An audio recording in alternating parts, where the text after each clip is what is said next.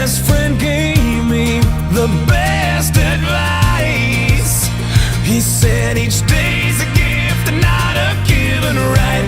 Leave no stone unturned, leave your fears behind, and try to take the path less traveled by.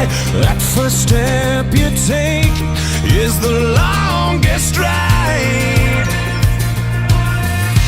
If today was your last day and tomorrow was too late, could you say goodbye to yesterday?